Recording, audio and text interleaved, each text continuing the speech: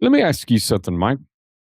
When That's the you name of went the show. into a job, when you went into a job, and I know you know, you're one of the people that did not have a new job every couple of years. And Yeah. I don't mean that in negative to anybody or anything. People do what they do. But did you ever go into a job thinking, you know, or at least after the first couple of weeks, think, I might be looking for a job again next year? Yeah. Really? When I went to, I'll just say the name. When I went to Wiley, I stayed there for 19 years.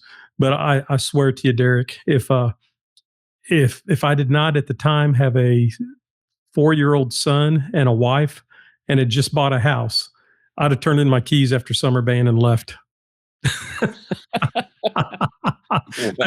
That was the most miserable summer band I've experienced in my life, and it wasn't any one person's fault, me included as fault, but it just did not go well. But I didn't have any choice, so I suffered through it, and then I stayed 19 years because I guess no one else would hire me. I don't know. I don't know why I'm doing this podcast today because I know nothing about job hunting. Because but yeah, Let's you're say, exactly right. You get there and then you start thinking, oh man, this is not going to work. So I'm just, the old I'm not happy here. It goes pretty deep sometimes. well, I typically encourage people to go ahead and wait out the first couple of months because it should get better. Yeah. But if by chance we've gotten through, most of 2 semesters and it just feels like it might be time to change, you've been there too. Yeah. So, right? Oh So yeah. my question is, what can we do if we're thinking about making a change after we've wrestled with should I? Hmm. Let's say we're about ready. Is there a best time? Is there a season for it? Are we, how do you carefully put feelers out? Anything you can share with us talking about job hunting? Yeah, it is that time of year as this podcast comes out. But, we got to realize too that there's so many reasons why people are hunting for jobs. It might be that their significant other got a really nice job in a different city. And it's like, well, they just got a $20,000 pay raise or whatever, and they've Right. furthered their career. Now I've got to look for a job. It might be that you're I not mean, it's satisfied with what you're not all about me, Mike. no, not at all. No. And it's and it might be a situation of where you're not happy with where you're at and you can kind of see the writing on the wall and there's that passive aggressive administration thing of we're not going to up your budget, we're not going to do this, we're not going to do this for you. And after a while you really do get the feeling of they probably really don't want me here. Right. They just don't want to come out and say it yet. And I was always really super honest to the point of it being a fault with my admin. I'd always tell them, said, if you don't want me to be here, just tell me.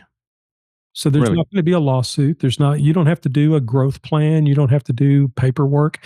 Just call me in the office and say, Mike, we want to have someone different in your job. And so As lovely as you are. yeah, I'm pretty thick skinned. Is like, I'd rather have the honesty than the passive aggressive thing that happens.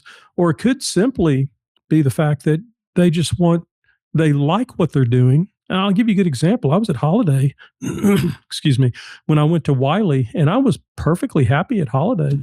I mean, it was a good band. David Akins had won honor band there the year before I got there, so I inherited the state honor band. And I inherited a band that my seniors had a gold medal their 8th grade year and a bronze medal their sophomore year, and they took me to state marching their senior year. And let me participate in it with them. So I like the way you said that. yeah, I was extremely happy with that group. But the Wiley thing opened up, and for me personally, it was a bigger school, and I felt like it was the school that best fit my son Austin's needs, and I wanted him to go. He had not started full time school yet. He's 4 year old, so he about to turn 5. So we did the Pioneer Drive kind of preschool thing, and it was real important to me that we try to have him go to the same school for all 12 years. And it worked. It worked. So for me, it was I came to the realization that I did not get a pay raise, but I felt like it was a better situation for my family, if that makes sense. Right. And sometimes it is a simple pay raise. I mean, money is money. You know, money Right. walks and you know what, no, money talks and you know what walks.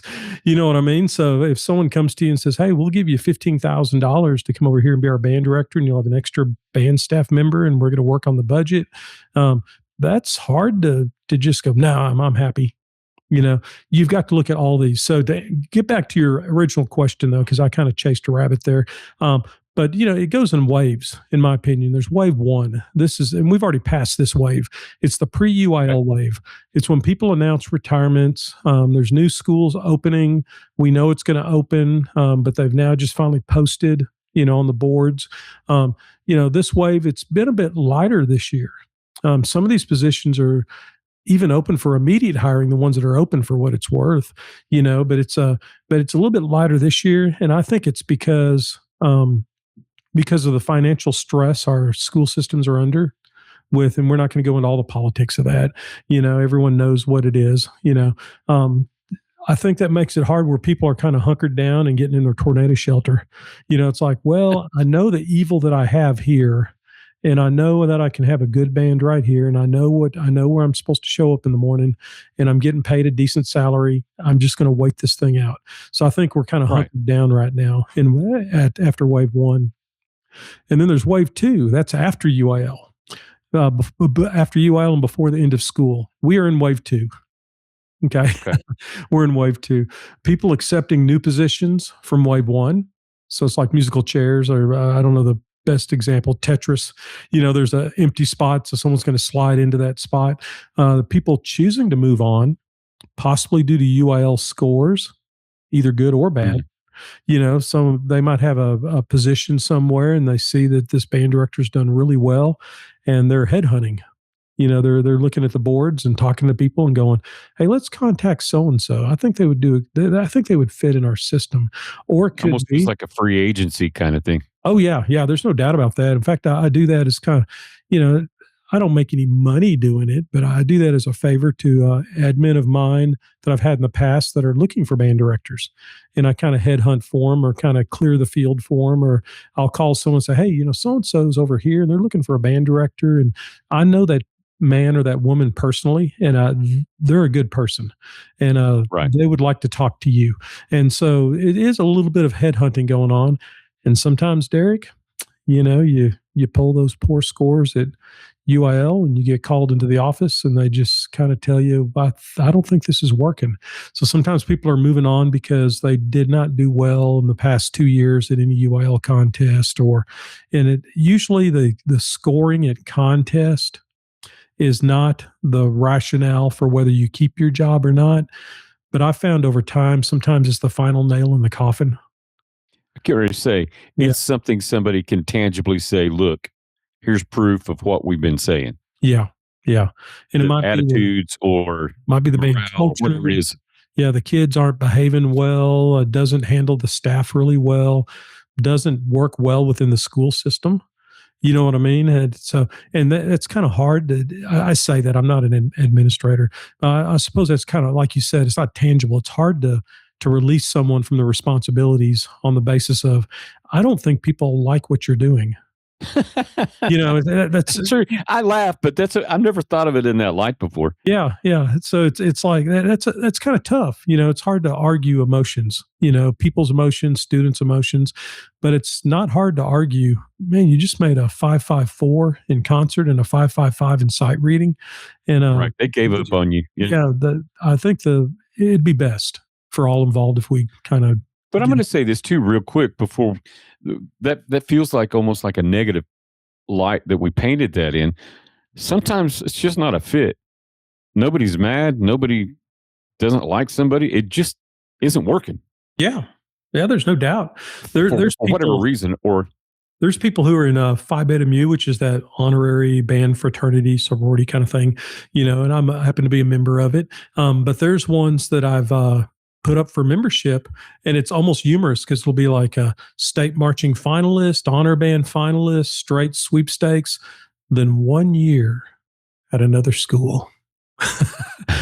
334 443. and Wow. and you're right. So it's obviously a very talented individual, but whether it was the school's fault, the director's fault, a combination of everybody's fault, it just wasn't. Sometimes you're just not the right hand for that glove, kind of moment. And sometimes we jump into jobs where it's was it on American Idol? Dog, that song's too big for you. I don't know, dog. Yeah, I don't know, dog. That's a big song. That song's a little too big for you, And sometimes that happens. We've all either actually faced that, or we've had those feelings, when you're in rehearsal, going, "Ooh, I'm not sure what to But do." I mean, listen, I'm not going to belabor this any more than I have to, but I've had friends in very ultra competitive areas Mhm. that have come from a culture where the kids know the expectations and they work hard and they realize that's part of what made them very ultra competitive. They've moved to a place with the great aspiration of creating that culture again, but you move into a place where we we just don't work that hard here, and Yeah. it's nobody's fault. They're just not used to it. We just don't work that hard here, and it can be very frustrating for everybody involved. Oh yeah, yeah. And Because sometimes you say, "I'm going to make this thing work," and you last it out. And sometimes you're like, "No, I'm going back where kids want to work." yeah, And it's not the kids' fault necessarily, but you know what I mean, the yeah, culture wise. and honestly, as a sideline to that, I have all the respect in the world for people who are that's what they want to do as a director. Their life is certainly not as tumultuous, but if the kids their thing is like, let's play uh Iron Man in the stands, and let's have a good time, and let's go to lots of trips and things, and contest is not going to be a big important thing for us. I respect that, but like you said, if you don't have all that stuff laid out as far as expectations of the school board, the students, the parents, and the band director, if those things don't align, it's going to be a long year, either direction, Right. you know, on there. And then, this end of school, I guess we're more maybe wave three ish now, that 45-day Okay. mark, end of school till the 45-day mark. Cause by the time this podcast airs, we'll be closer to wave three. We'll still be in wave two, but we'll be closer to wave three. It's when you finally kind of lock the office door and you can kind of get away for a little bit. But there's that 45-day rule between the time that you can get out of a contract. You can just tell them, say, hey, I don't want to work here anymore. Here's my letter of resignation. If it gets Right. tight, Changed my mind. Yeah. the 45 days is the 45 days before the first day of instruction of the school contract. And that's a big one. Because that's when most jobs open up, and there's more. I say in my notes, I put a lot to choose from. A lot of years, it has been a lot to choose from. I don't think there's near as many jobs to choose from. So be careful out there. If you're going to throw around ultimatums, just speak honestly and say the quiet part out loud. If you're going to throw around ultimatums to your out loud to your administration about you're looking for a job and blah blah blah, and I'm not satisfied here. Be careful. You'd better pretend like you're satisfied and just say, There's the old saying, Mike, it's easier to find a job when you have a job. "Oh yeah, yeah." So, And I do think discretion is a lost art. oh yeah, yeah, no doubt about that. But you can put feelers out in a discreet way and not just. I know that emotions are emotions, and we musicians, we're emotional folk, Yeah, our job is emotion. but we don't need to blow that emotion up and scream, I'm out of here, I'm quitting, find somebody else to do this. And maybe we should just keep that to ourselves and Yeah, go find something better and then say, oh, by the way, I'm leaving. yeah, and it can be. You talked about being discreet. It can be as simple as just go to your administration and just say, "Hey, I'm looking to better my salary, and I'm looking to better my circumstances as far as number of staff members or budget. So I just want you guys and ladies to know that I am looking at different positions. That's a lot different than throwing your keys on the desk and going, I'm tired of all this crap and you guys don't support Yeah. me. So you're right. Rain on you. Yeah. Call your best friend band director and vent on them. Get all that out of your system. Call Mike Lunney. Yeah. I always jokingly say, people say, do you clinic as a retired band director? I said, not really. I provide emotional support and psychological counseling You're just saying for I'm band a directors while counselor. I pretend to work with their bands. You know, it's and that's really what I do. And I think most of the people that I work with a lot would agree with that. It's more of a they just need someone to. And it's not that I have any training in that whatsoever, but they just need someone they can vent to, that they know it's a safe room, that I'm not going to go and turn around and call that principal and go, "Hey, you realize your band director?" And somebody that's been there and felt that and knows exactly what you're, I mean, it's really nice to talk to somebody that goes, yeah, I get it. Yeah. Yeah. I get it when you really need an extra band director on staff for safety reasons, not even pedagogical reasons. But then the Right. school just keeps saying, no, no, we can't do that. So now all of a sudden you've got one band director with 160 kids on a Friday night. It's safety wise, it's a dangerous thing. And educationally, it's not good. Well, you wouldn't give 160 Right. kids to an English teacher, you know, to teach it once, so and you wouldn't even give 160 athletes to a football coach to coach it once, Right. would you? A single coach, right? Yeah, if a single coach, there's a reason there's multiple coaches. They all have their Right. wheelhouse. But we're in that wave three. This big one will be coming up pretty soon, and that's when it's hard to be discreet. Because it's like you see the prairies open up to you, man. You've got all these jobs sitting there that you just know you're the right person for all these jobs, and it's easy to be kind of a little bit self-centered. And I speak from experience, a little bit self-centered about it. Said, "Oh man, they would be lucky to have me." No, they're not going to be Yeah. lucky to have you. They're going to find a band director. A lot of admin don't even care if they have a good band. They just want a band that shuts up and behaves. That's it. And So play the fight song at plays fight song, school song, and national anthem, and doesn't cause any waves. And so be careful. Be careful out there. You're going to see all Seems these to me jobs though open that up. wave three is a wave three might be a fast moving, faster paced wave because the jobs are open and people are trying to move before that 45-day rule hits. Yeah, and it is, and it's getting faster because as time progresses, I mean, there's a time when Texas band directors, TBA for us Texas folk, because I know there's people who listen to this that are outside of Texas, but our little convention used to be the very, very end of July. I mean, like Right. the 28th. And now we're talking like the 17th of July. And I know people are thinking 11 days. Is that a big deal? It kind of is. It's a big deal. Yeah. It's a big deal. Plus, you lump on top of that, if you're a high school director and doing marching band, there's a lot of prep work that has to be done for marching band that did not exist 20 years ago.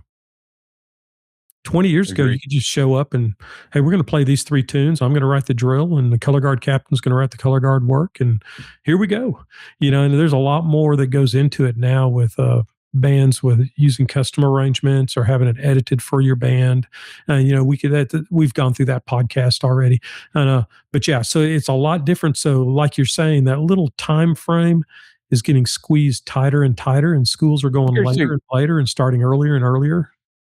We even feel that a lot on our side of it Oh, because I bet used you to be do. we'd get stuff for summer at the end of May and we'd have until roughly the first week of August we'd have a longer period, but they're going places later and later. They're taking trips into June Oh yeah, they'll go to New and York then June second week 10th. of July.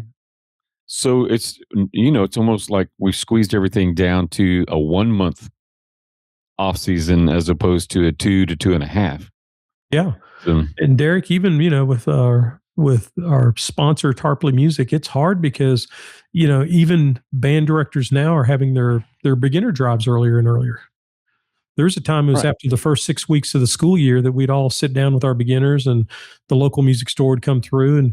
But now a lot of them are doing it in May, in April. Here say You know, spring drives are not uncommon anymore. Yeah, so and I think that's great for the director to get things planned, but I could see where it's a nice opportunity for Tarpley Music because it kind of spreads out a little bit, maybe the beginner drives, but it kind of makes things overlap.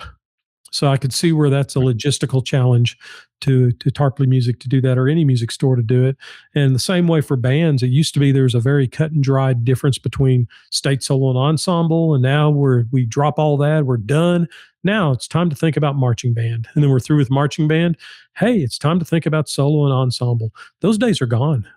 You know, it Everything all bleeds overlaps. together. Yeah, it all bleeds together on that. So that, All a watercolor painting now as opposed to defined lines. oh So, yeah, no doubt about it at all. And then wave 4 is the scariest wave, I think. It's the one where I find most of my friends who are first year teachers, their butts start to pucker really big time at wave 4 because they haven't gotten the job they want. They they want to work in a certain part of the state, and that's no big deal. Sometimes they don't have a choice. They might have some parents that are aging that they need to be in that part of the state to help them out. But wave 4 is people are locked into their contracts, but there are still openings. right. That's like that, mid July until the start of the school year. And I want to throw out this for all those people that find themselves in that situation. Um, if you're a wave 4 hire, it's not always a bad job. I think proportionally, sometimes it is statistically. It's a harder situation because, or they would have filled earlier. Sometimes there's been situations where a director has passed away, Right. or the best opportunity in the world just landed in that person's lap, and now they're going to work. Uh, I'll tell you a true example. They're going to work for a funeral home. You know? Mm, And that way it's like, well, I'm going to go ahead and retire. I'm going to stop, and all of a sudden it's like, July 25th, and they're like, right. I'm not going to be here next year. Plus, I've known a lot of people who've been hired in wave 4 that have stayed at that job for like 15, 20 years. It just ended up being the perfect job. And not to be too philosophical or too religious in nature, but sometimes God knows what we need. Sometimes it's like you're looking at it going, oh man, I'm worthless. And I didn't get hired in wave 1. I didn't get hired in wave 2. I didn't get hired in wave 3. Wave 4, I'm down at convention looking at that stinking bulletin board with all the notices on it and interviewing and drinking coffee and trying to get interviews at 8 in the morning in San Antonio for us Texas folk. And you're thinking, man, my life sucks. Don't do that. Your life might be the opening to the greatest thing that's ever happened in your life. And you said it earlier, Derek. Whatever job you get, you're not married to it. Right. Work a year, give it 100%, and then start looking for another job. If it ends up being the best job you've ever had, then you're going to go, oh my gosh, I can't believe this ended up being the perfect. I've never even thought of living in this part of the state, but my finances are better, and my housing is better, and my insurance is better, and the kids are better, and yeah, it might be a really good situation for you. So don't discount those wave 4 ones, especially those first year teachers. Right. And I would say, just to piggyback that real quick, your mental perspective has a lot to do with how bad that job is. If you go into it thinking, oh, this is just going to be like pulling teeth, it probably is. Yeah. But even if you think this is going to be a job, what's that old saying? It's amazing how lucky you get when you work hard. Yeah. That, or the harder you work, the luckier you get. I guess that's the way Yeah. it would go better. But I think that if you're an encourager, if you are approaching it with the right attitude, that's kind of contagious. And even if your original assessment was correct, it doesn't mean it has to stay that way. Right. And if you go into it and just plug away and make a people appreciate and recognize, by and large, appreciate that kind of enthusiasm, and then they start to see some results and the journey goes. I think that's a reality as much as I'm just going to do my 9 months and I'm out. Yeah. And sometimes the jobs that I guess we would categorize as not a good situation, sometimes it is the fact that the community just doesn't want a band. They just, yeah, You're right. I'm it's not all right. arguing that. Yeah. But my point I want to make though is that sometimes it's because the admin doesn't really know what they want. It's very surprising to me after I retired because I was pretty lucky. For the most part, I had admin that were very well schooled in what bands needed because I went after good band directors. Except my very first job, it wasn't that way. I had an absolutely ignorant superintendent. My first job, had no idea, was taking money out of my budget, telling me I was overspending, and didn't realize that I kept tracking my books, OCD, Mike Lunney finances. And I went and said, you need to tell me where I've overspent that money. Finally, he broke down and goes, no, I took it and gave it to UIL Theater Arts, because I took that money out of there. So sometimes there's some absolute idiots out there that are administrators that don't know what the hell they're doing. But generally 9 out of 10 times, they just don't know. It's amazing how a soup will call me and one that I know from previous experience, and they'll go, "Hey, we're trying to hire a head band director, and here's what we're looking at." And I'll look at what they're going to post, and I go, "Well, no one's going to apply for this job." Well, why? Well, because of this, this, and this. And they go, "Oh, that's important." Well, yeah, that's important. Let me reword this for you, and let's redo your scheduling. And it's interesting how it's not stupidity like my first administrator was just stupid, but it's administrators who are ignorant, and I mean that with all love and respect. They just don't know. Sometimes they're ex coaches, and they think a band program needs to be run like a football team. And in some cases, yes, there are things we do that we are band coaches, yes, but we're also art teachers. We're also academic teachers. And so we have to have things set up logistically in a way that makes it where our kids can be successful. And so I say that to say, sometimes you get into that wave 4 job and you realize real quick that the principal wants the band to be better. They just don't know what to do to make the band better. And what we translate that into, Derek, is I hear it all the time. Oh man, my admin just gives me lip service on this. They just say they want a band, but then they'll never. Well, have you sat down with them and explained how we do our repair budget? Have you sat down with them and explained why we do sectionals? Have you sat down? Well, no, but they should know. No, they shouldn't. Just like your trumpet player doesn't know the key of C sharp major. It has to be presented to them, and then they have to understand what to do. So I say that with all love and respect, but kind of like our old thing about drum majors. If you want a good drum major, you're going to have to train a good drum major. If you want a good principal, you're going to have to take time to explain, how does contest work? How does the evaluations work? What are they listening for at contest?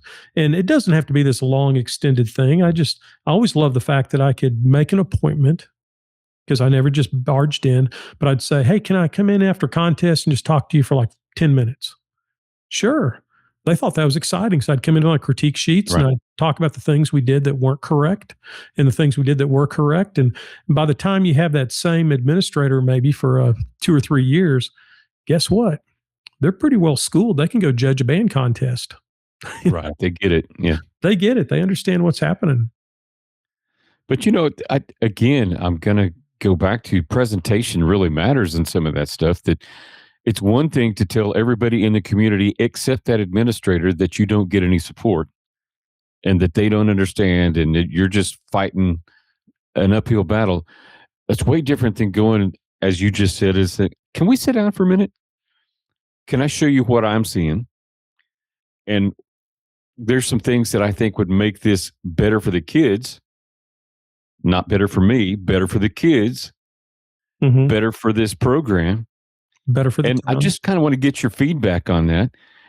And even if you have to do that, as you said, it takes a while to make a mind change or to create a mind shift. But that's way better than, you just don't get it. You hate me. You don't like our program. This guy's bad for our program. You know what I mean? There's such a difference in how you present things. Yeah. And I'm going to say, along with what you just said, that I don't know that some of those issues aren't just simple, I didn't know that, from administrator side of it. Nobody's ever sat down with me and explained why they want things. They just demand things. Right. You're exactly right.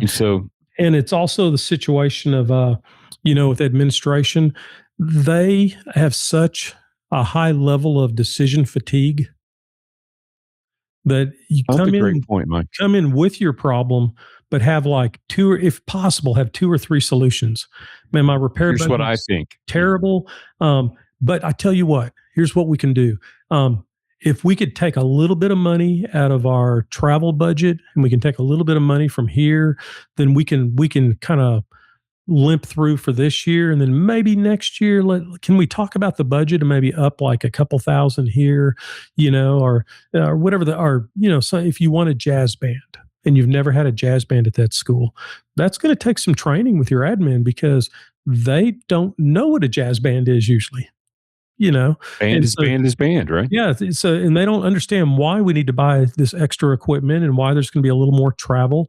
But then presented as, yeah, but this is like an amphibious assault band. you know, so we can go to the Rotary Club with one trailer and one bus, and I can drive the dang bus, and I can take the kids for 1 hour, and we can talk how incredible our school is with the town leaders, and we can play some fun music. It doesn't have to be Glenn Miller.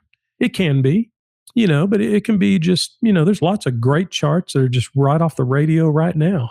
You know what I mean? You can stream the Right. music and there's things written. So explain it to them in that aspect instead of, I would like a jazz band because I think Clark Terry is an amazing soloist on flugelhorn. No, no, that's, or Miles Davis Kind of Blue is really a seminal album in jazz history, and we need to study. No, no, no. Those are the things you're going to do once the admin okays it.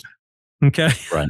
Once they okay, then you can go do your band director stuff. But until then, it's like, hey, we're an amphibious assault band. We're going to drop the door of the trailer, and these kids are going to run off with their saxophones, and we're going to play some tunes for them, and they're going to think we're incredible, and we're going to talk about how wonderful our admin is and how our school board is Right. amazing. And guess what? The great You're at sport. that Lions Club meeting. Guess who's in that Lions Club meeting? Generally, all your admin, plus all the Your city. school board. Yeah, your school board. So they think you're just the most wonderful thing in the world. And they go, oh, yeah, jazz, that's cool. So, and then you counter it with, and I would like to go ahead and do the rehearsals for the jazz band, but I'm not going to ask for an extra stipend. Maybe if this thing progresses to a really full-fledged program, we can have that discussion later. Yeah. Have solutions instead of Right. walking in and slamming down. We need this money now. If you want me to be band director, you got to give me more money on the table for budget. And I Be think careful that slamming ultimatums. if I'm guessing correctly, we're probably going to progress through some of these episodes into interviews. And some of that is probably great when you're actually sitting down with a new administrator and saying, these are the things I like. And as you say, you present them as a positive reflection, community involvement of what you'd like to see a band program do. But Yeah. Jumping back into the wave 4 of it, I think a big deal, you said it very appropriately with it doesn't mean it's a bad thing, Yeah, it's not a bad job necessarily. but I do think that there's something to be said for have faith in yourself. And I'm not, whatever your belief system is, believe in yourself enough. And sometimes I know it's hard if we've all had people that put us down so much that we started to believe it. Yeah. At some point. But have faith in yourself. This is a passion of yours. It's something you love. And don't panic Yeah. that the right situation will probably show up if you're patient enough and you keep your eyes open and you don't just grab at the first thing because you want to grab at something. Yeah. And one more thing to say about the wave 4 is realize that at that moment, you're their savior. They're hadn't thought of it that way desperate. either, They're but yeah. desperate for a band director in wave 4 for whatever the reason is. They're desperate for someone to come in. So you can use that for your advantage throughout the year. And not that you're saying, oh, no one else wanted this job, but you can go, hey, I came in here not knowing exactly what I was getting into because it was so late in the year. These are the things I've noticed now. Can we work on these? So realize that as you're interviewing, the cards are kind of stacked in your favor because they Leverage. are wanting someone to come in and do this job. So, what I call the honeymoon period of that first year in the new gig, that honeymoon period where they'll likely grant some more budget money and things of that nature before they take you for granted. You know what I mean? Is a little bit longer if you're a wave 4 band director. Hey, could we have a transparent conversation real quick? No. We're both pretty transparent guys. I don't know that it works this way anymore, but there was a time, I think, when the retirement structure was set up based on X number of your best paying years, right? Still is. So do you find that sometimes people go, you know what? I know this is going to be painful, but I'm going to go do this for 3 to 5 years just to make sure that my retirement look. I'm not sure that's the best way to go looking for a job, but is that still a real factor in any of these waves? I think it's possibly a factor. I think it's a factor in these waves because it's mainly band directors who are getting out of band directing and you have middle management master's certifications, and they're becoming principals or fine arts coordinators because that's where the money jump happens. There's not Okay. going to be a huge. I mean, there's not going to be a in my opinion. Very rarely is there a life changing amount of money switching from one band director job to another. But we've talked about this, and for our friends across the nation, Texas is such a big place that there's a pretty big cultural shift between the way we teach bands in different part of the state. I mean, teaching band is teaching band, but we've talked about this before. For a young person out in the deserts of West Texas, they typically have to pay a little more to attract people to come work there, or at least it used to be that way. I don't know Yeah, that it still is. yeah. And Oh, so it still you've is. talked about before, do 3 years at this, save your money, and then move into the really high populous metropolitan areas. Is there something to be said for that in these waves? Is what I'm saying. As you're There is. looking, There is, and and it's funny too because you mentioned that, and there are people who do it that way. It's like, hey, I'm going to go over here to work for 3 years, and guess what? 15 years later, they're still out there. they're still there. Yeah, Isn't that funny? They realize that, hey, these kids are really awesome, and these people are really awesome, and this pay is really awesome. There's right. gigs out there, and it's I've never had one like this, but there's gigs out there. They do matching 401ks. There's no copay on your insurance. They provide school housing for X amount of dollars per month, and they're nice little homes. So it's good situations out there, and they have the energy money to fund their programs really well, and so they don't mind doing that. But it is funny you say that because I've known directors who've done that. I'm just going to go out there and work 3 years. Also, 15 years later, Right. they're still out there. You go, hey, I thought you were going to do 3 years. And yeah, but I really like it out here. I don't want to move anywhere else. So Right. be careful if you do it for that reason because you might get trapped out there.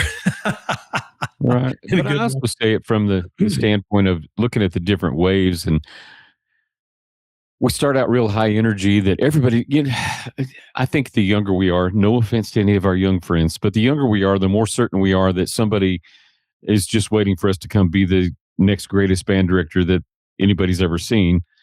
And, as life happens, we realize, this sounds negative, but it's not. We realize our limitations. We realize who we are. We realize where our strengths are. We realize where we fit best or what our best attributes are. And sometimes I almost think it's smart to stop and go, how do my personality, my strengths, and my weaknesses fit that opening? I know it looks like a cool job, but will I actually enjoy? You know what I mean? Some realistic, instead of just chasing money. Yeah. I think that If you're happiness, doing this, if you're ever chasing money as a band director, you've screwed up already. I think a good fits is important and probably worth a little bit of money. So, Yeah, I mean, a manager at Academy Sports makes about 20,000 more than an average band director. So if you're chasing money, get out of band directing. You know what I mean? There's a yeah. little bit to be said about getting a little bit better pay or whatever, but if that's Or your even game, prestige. you're in trouble. You're in trouble on that. Yeah. You're not going to become a wealthy person unless you invest money really well. And going back to young people, though, one thing to kind of throw in here because we need to talk about job searches. We've gone through the waves and maybe spent too much time on those because the next part is actually more important than just the logistical waves. One thing is a quick reminder about your social media presence. And this, I don't care if you're 20 or you're 65, because I know people who are in the 60s and 70s are just have the same mindset. You are free to place anything on social media that you desire. Just understand those of us who hire, and I've been on that side for a long time, are going to search your pages or have someone search your pages and review whatever public information is out there. If you're already hired somewhere, you still have the right to free speech in terms of what you post, just as you've always had. You're an American. You're free to post anything you wish. Just understand as soon as that content interrupts the educational environment and the students in the classroom or pisses off an administrator, you may also have the freedom from unemployment. Right. You know, you have the freedom to be fired. In addition to your freedom of speech, we are living in strange times of great division right now. So I'm just I get saying, ready to say, be careful out there, guys. Let me continue with this. Be careful out there because, I see so many posts of, hey, we got wasted Friday night in Austin and we just barely got up in the morning. And now we're going to get on planes and go to Cozumel and we're going to just spend a week drinking. I have no problem with you doing that. In my younger days, I did that. Okay. But I did not have the luxury of social media at the time. And thank God, because or the permanence. yeah, or the permanence, because it's there forever. It's there forever. You think you deleted it, and it's not totally deleted. So I just want to just be smart. And you were going to say something, Derek. I just wanted to finish my thought. No, I'm just going to say we've seen examples. It's great to have political beliefs, but we've seen examples recently of people losing their jobs over a little bit too vitriolic of a post about how they believe or something about the other side. Yeah. I mean, we've seen people lose their jobs over things that they've commented on socially. And So, and even more so, it makes it very, very easy to not hire. right. I mean, I agree with that. it's more selective of someone losing their position. But I tell you what, it's you can filter through those 75 applicants or whatever pretty dang quick when you look at their social media pages and go, I do not want this person, not because of political beliefs, just in general. Everything they I think get it. and do is thrown out on a social media page. And I don't know when that hand grenades, it's like walking around with a hand grenade in their hand the whole day. You don't know when that thing's going to blow up. So, But the other just part be is you careful. will never, you don't even have to know it. They won't tell you that. They don't have to tell you why they're not really interested. Correct. And that's the funny part about it is the people who are really used to doing that on social media for not just political, but just anything, they really think that they were not hired for some other reason. Right. They never stop to consider. Yeah. Be smart. Try to be smart. Keep a little bit to yourself, Right. Yeah, everything you do and say and think does not have to be put on social media. In fact, for me personally, I don't do a lot of political things or even social commentary on social media because I think it's pointless. Because you're not going to convince anyone to change to what you're thinking. So why are you risking everything you have in a fool's errand of trying to fight for the cause?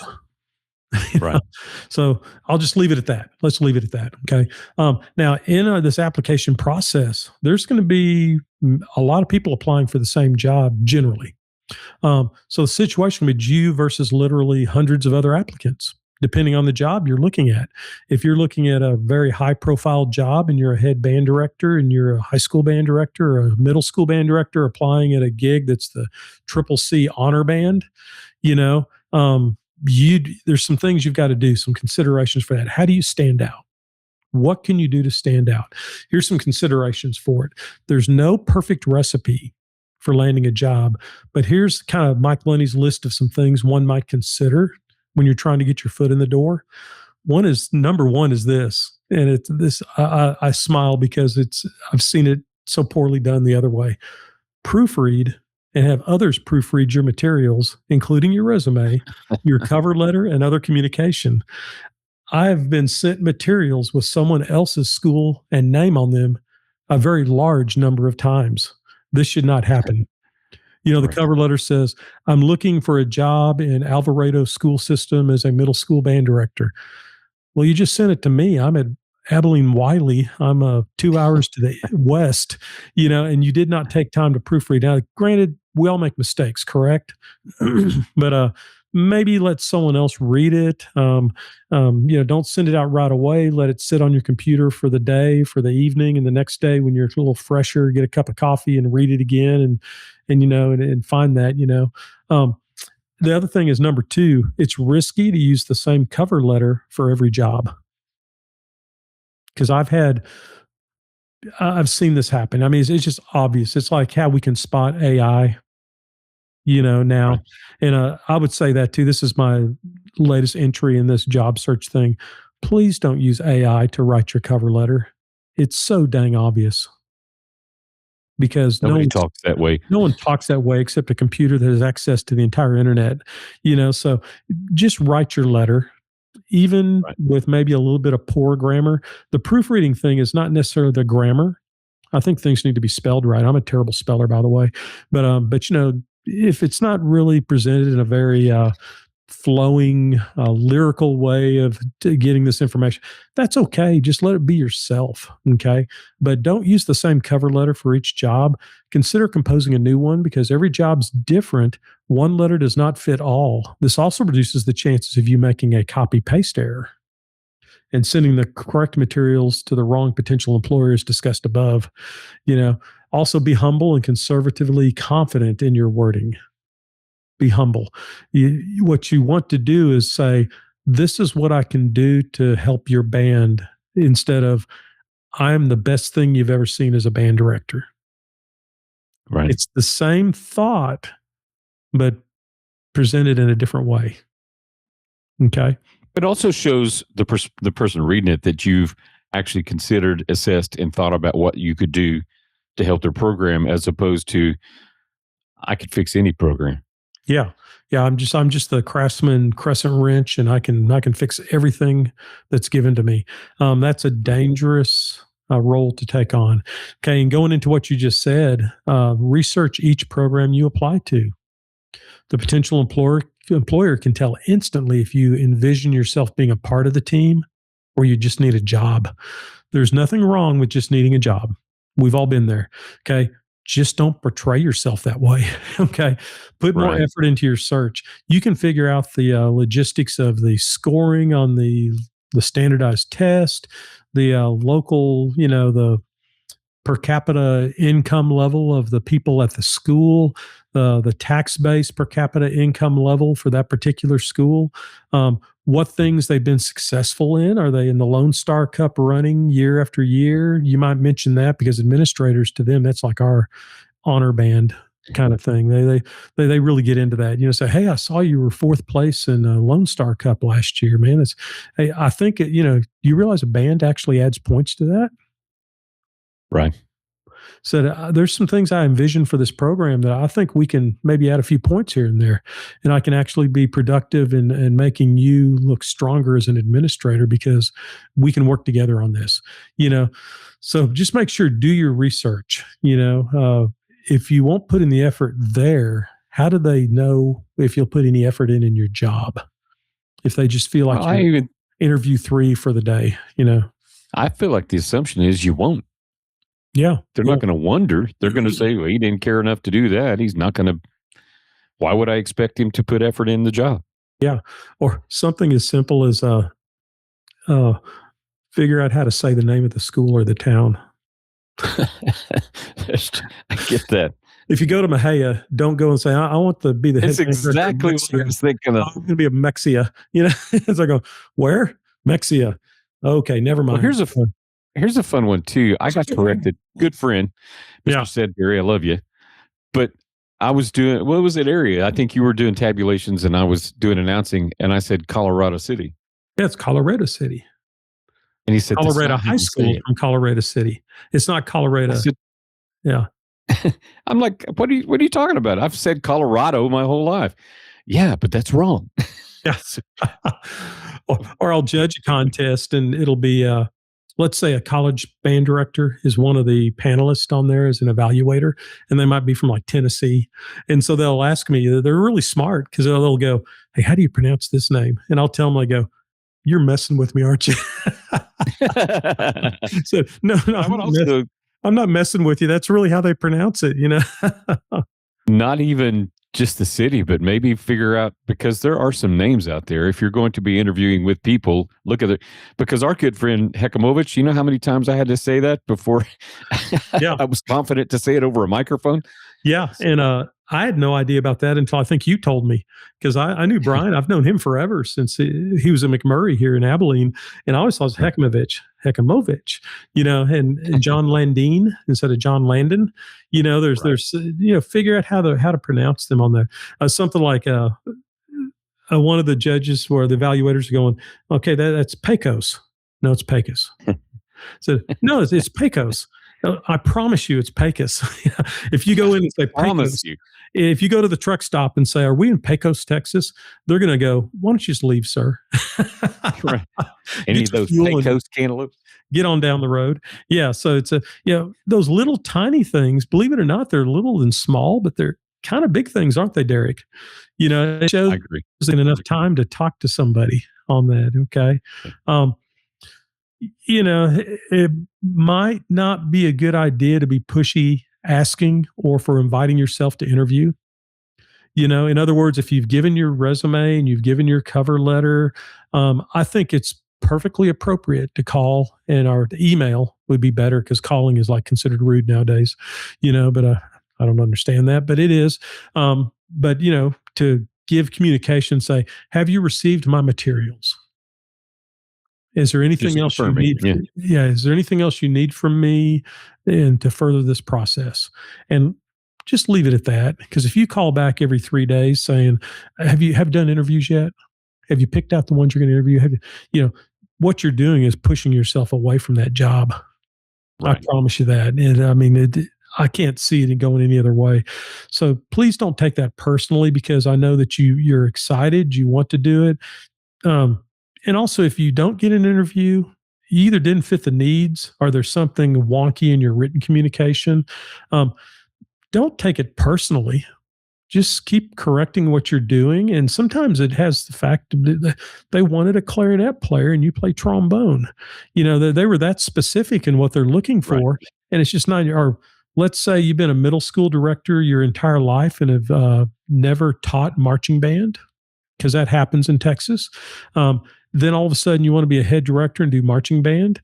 They might not interview you because of that. So it might be a good idea to talk with your local high school band director, and the one you work with daily, and say, "Can I come to summer band? And will you, if I do a good job, would you write a letter for me saying I've had Right. input in what happens?" Just keep working to make yourself more appeal wise to the interview person. Okay, just make sure that they know that you're trying to be better and better and better. Okay, and then the fifth one, network, and it used to be even more important than it is nowadays. It really was, because you remember let me talk about dating myself. The old days when you called the road rep from different music stores in different cities, and you said, "Hey, what's open?" Because schools, Right. besides the region service center, there was no job boards, there was no internet.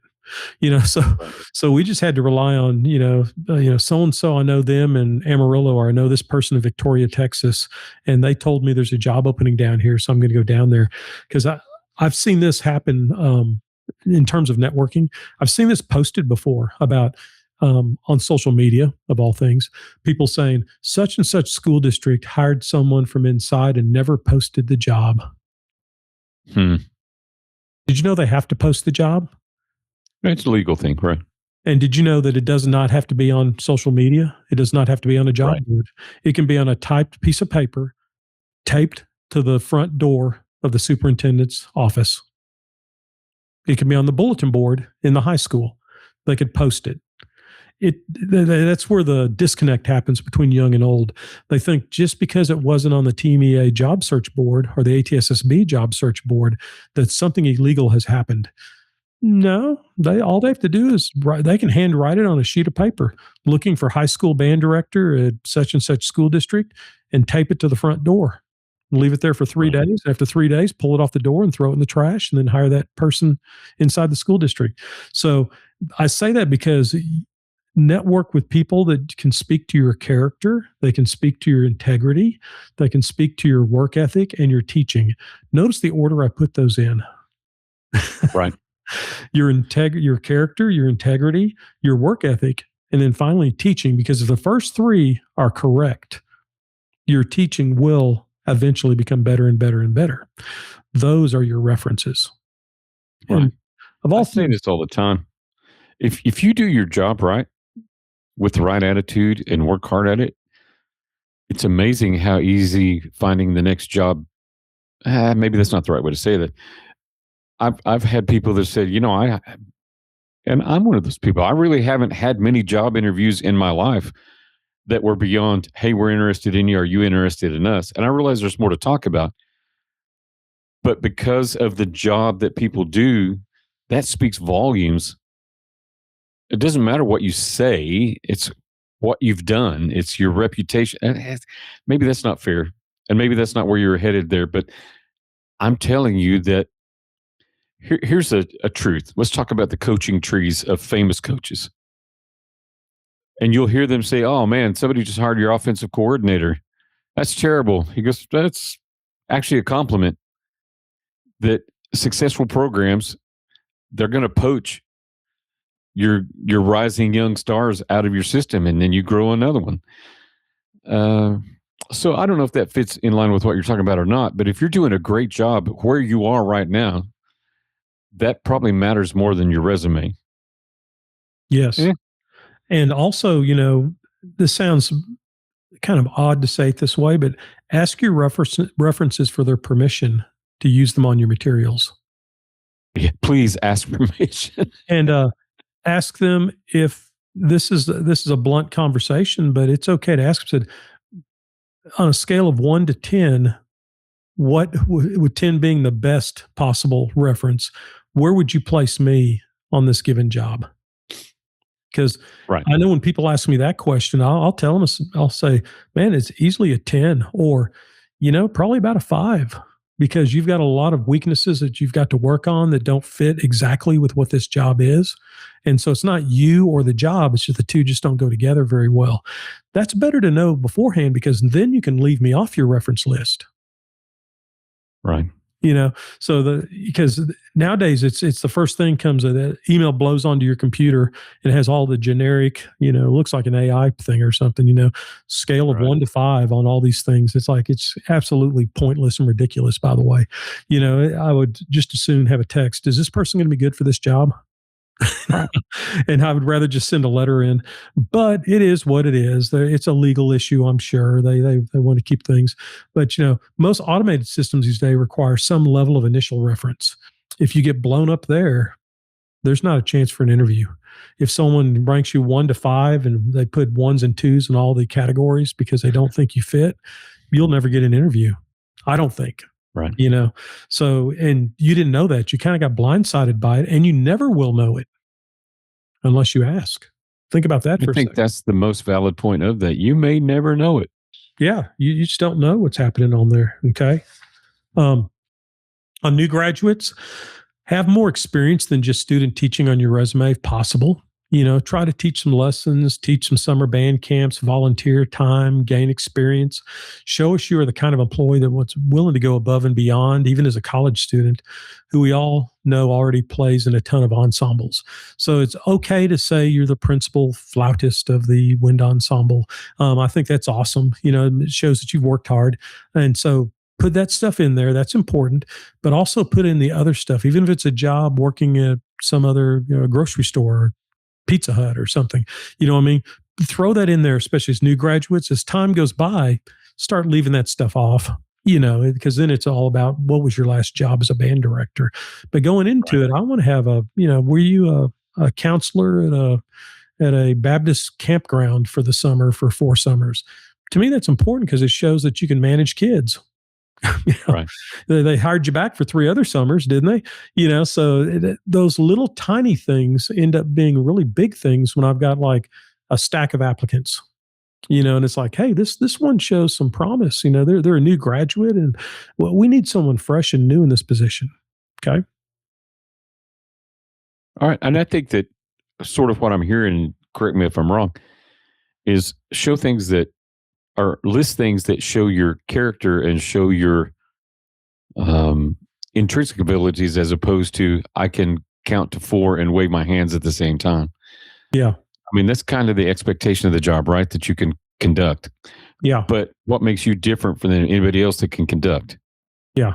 And also for new graduates, realize that you are a special commodity, because the logistical side of it is sometimes the admin is more in line of, let's hire a first, second, third year teacher because it won't cost us as much money. I mean, That's that's the a truth. quiet part Yeah. out loud. Okay. I think maybe in some ways that might be ageism or illegal. I have no earthly idea. I haven't talked to an attorney about this. But, sometimes but they also have the freshest, newest ideas.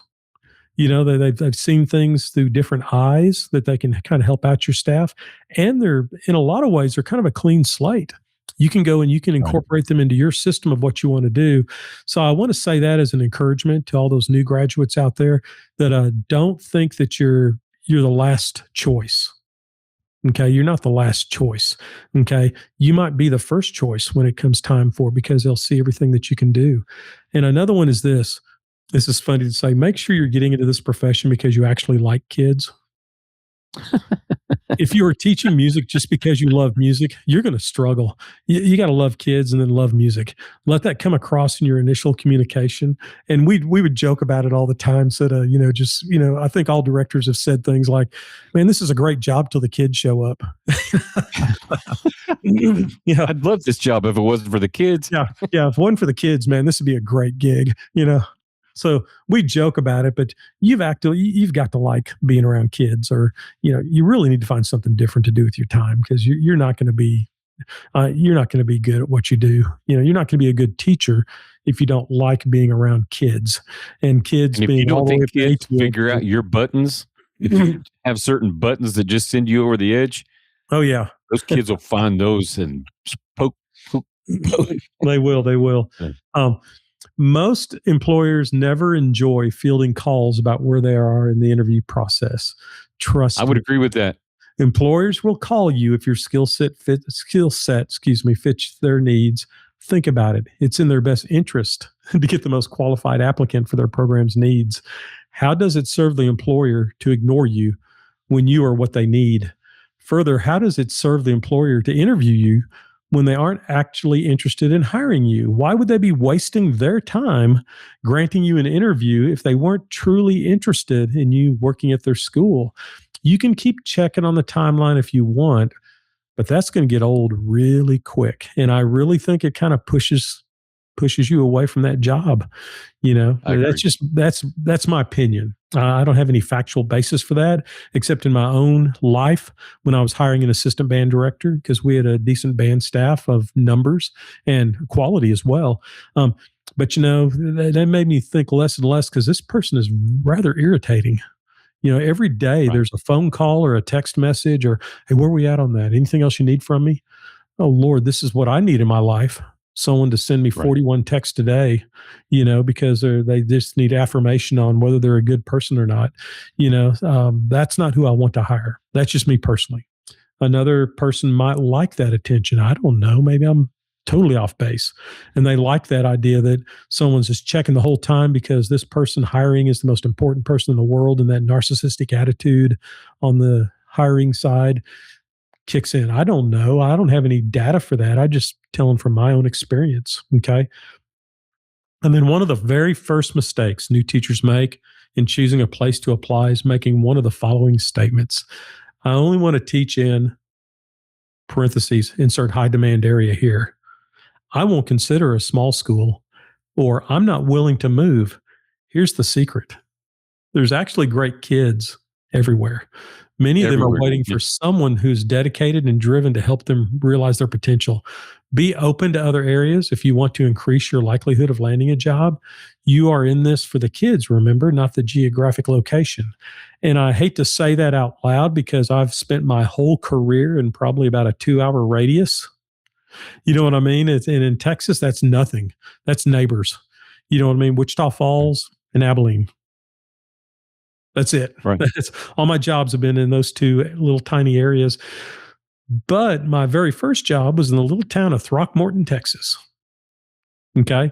And coming out as an Air Force brat and, went to Iowa Park with a really great band director and a really fairly big program, 2 concert bands, all that kind of stuff to go with, 25 kids in a 1A school in Throckmorton, where it's the only high school in the entire county. It would have been real easy to go, no, I want to teach like in a city, but that was besides the superintendent. who was an absolute idiot at that time. Besides him, it was the best thing that ever happened to me. You know, I just had to avoid the superintendent at all cost because it was really a good gig for me. And there's still people to this day that I'm so grateful they were in my life at that time. Okay. So be careful with that. It's okay to want to teach in San Antonio if you're a San Antonio person. It's okay. But don't limit it to that you're just not going to accept an interview outside of the city or outside of the burbs. Okay. Right. And again, make sure your social media presence is appropriate for public consumption. Yes, it is yours and you're free to say and do what you want to, just like we as employers are free to see it and become concerned and take a hard pass on your employment here. That's kind of, I did that twice because I think it really is that important. Okay. This is my preference. I know some people don't agree with this, but I like for applicants to try to make their cover letter one page, as much as possible, their resume to be one page, hit the important stuff. Don't drone on for a 6-7 page resume because that just finds its way to my garbage pile. Okay. Right. That's just me. Some other people might like that. Then again, that's just my opinion. Send all of this in PDF, not Word format or some kind of word processor format. Make it a PDF because Word files can turn in some pretty strange layouts and it's very confusing to read.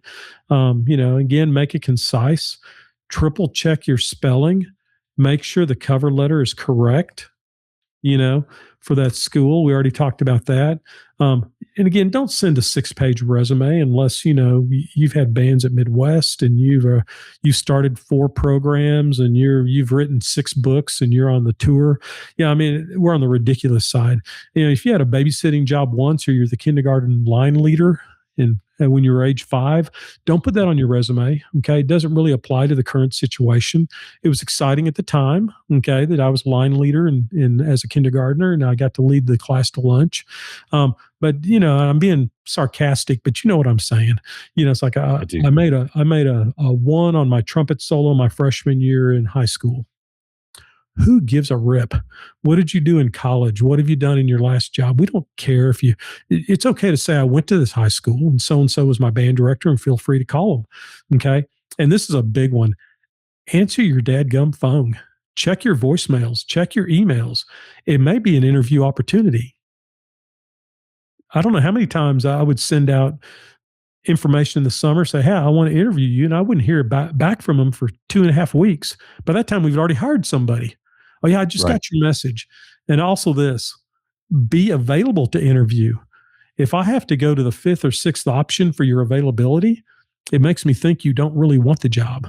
And I know there's circumstances, there's surgeries, there's family things that happen.